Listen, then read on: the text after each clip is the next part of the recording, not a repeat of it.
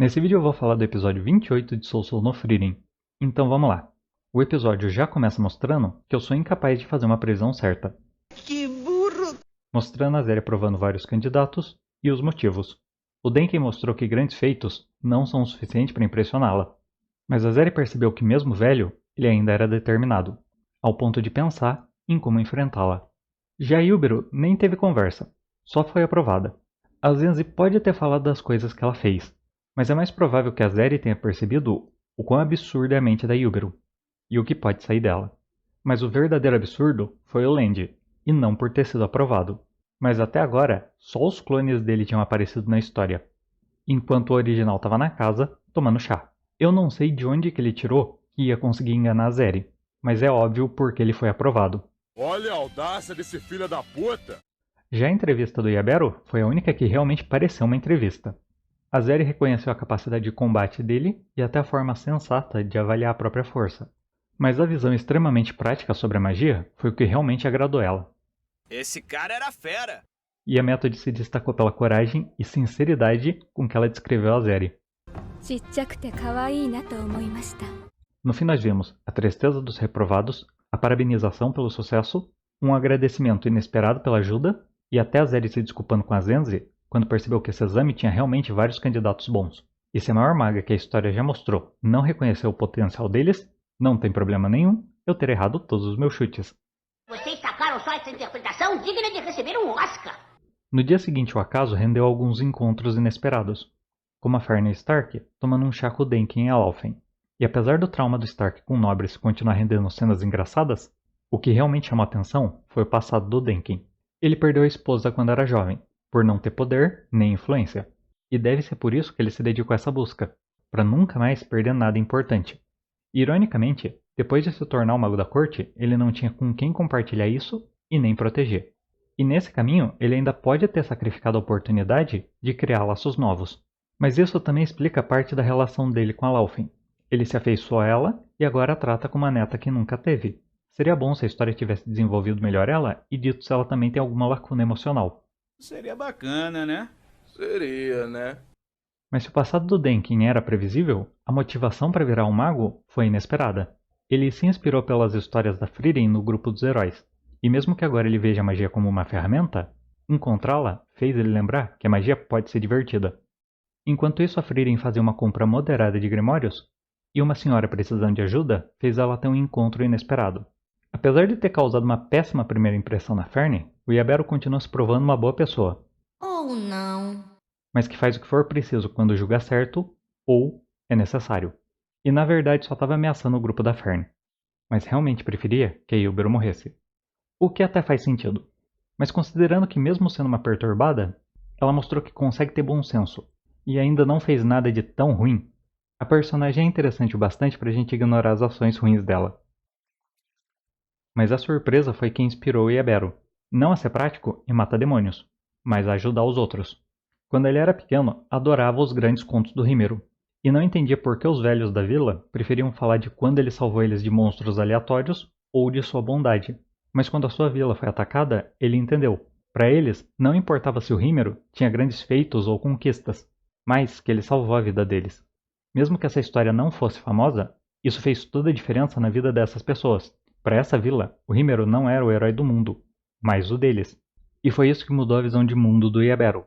Ele entendeu que mesmo atos simples de bondade podem mudar a vida de alguém.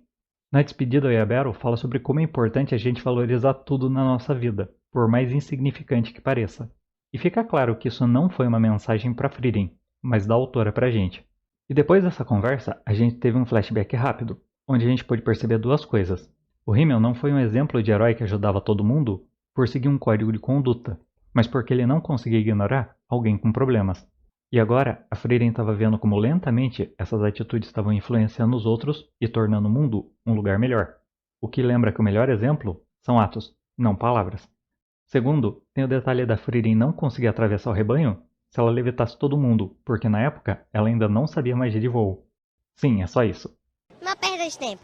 Quanto à cerimônia dos privilégios, o mais engraçado não foi a Frieren ser banida da Associação Mágica por 1000 anos por ter roubado a discípula perfeita da Zeri, mas ela, a personagem que até agora parece ser a mais velha, séria e lógica da série, foi chamada de infantil pela Frieren, que não é um poço de maturidade.